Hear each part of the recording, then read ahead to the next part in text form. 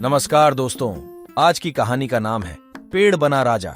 एक सुंदरी नाम का गांव था जिसमें सुमन नाम की एक लड़की रहती थी अपने माँ के साथ। उसकी माँ सौतेली थी और पिताजी काम के सिलसिले में अक्सर बाहर रहते थे।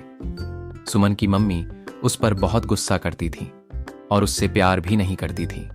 एक दिन सुमन की मम्मी ने उसे जंगल में छोड़ आने का सोचा और सुमन से कहा, चलो आज लकड़ी इकट्ठा करने जंगल जाएंगे। और दोपहर होते ही वह जंगल के लिए निकल पड़े।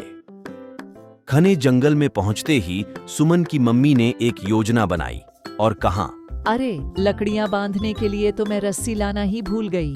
मैं अभी लेकर आई और जब तक वापस नहीं आऊंगी तुम यही रहना, इस पेड़ के नीचे से हिलना मत। अब सुमन उस पेड़ के नीचे अपने माँ का इंतजार कर रही है।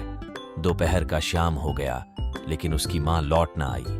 सुमन समझ गई कि माँ तो मुझे बहुत ही नफरत करती है। वह मुझे जानबूझकर छोड़ गई है, यह मुझे पता है। अब वापस भी कैसे जाऊं? यह सोचकर पेड़ के नीचे बैठकर फुट फूट कर रोने लगी। उसके आंसू उस पेड़ के जड़ों पर जाकर गिरने लगे। देखते ही देखते वह पेड़ एक राजा बन गया और वह लड़की चौंक गई। इसे देखकर राजा ने उसे सारी बातें बताई कि उसके साथ क्या हुआ था। राजा ने कहा कि जब आज से 4 साल पहले मैं ज्यादा शरारत में एक साधु की लड़की के साथ कुछ गलत कर बैठा।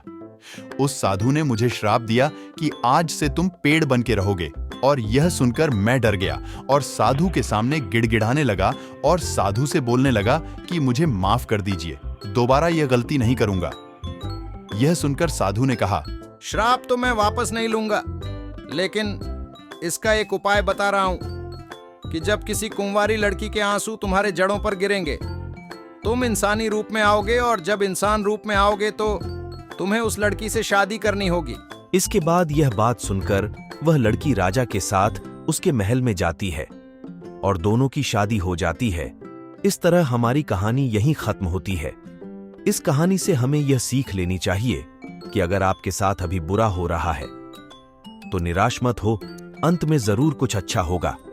अगर यह कहानी आपको अच्छी लगी तो चैनल को सब्सक्राइब जरूर करें। Thank you friends.